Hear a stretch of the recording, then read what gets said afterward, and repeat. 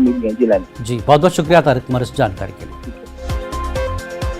और आगे बढ़ेंगे। नौमुंतखब सदर जमहूरिया द्रौपदी मुर्मू आज ओहदे का हलफ लेंगी। वो मुल्क की 15वीं और आला तरीन ओहदे पर फायज होने वाली पहली कबायली होंगी।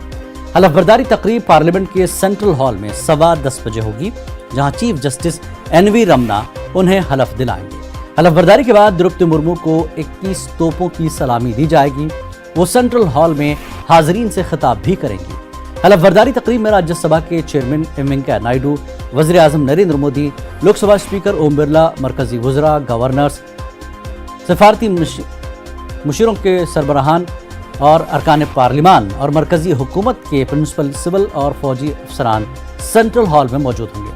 तकरीब के अख्ताम पर सदर राष्ट्रपति भवन के लिए रवाना होंगी, जहां उन्हें लॉन में inter service guard of honour पेश किया जाएगा। नौमुंतखब सदर जमहूरिया द्रौपदी मुर्मू ओहदे का हलफ लेने से पहले राजघाट गईं और गांधी जी की समाधि पर गुलहार अक़ीदत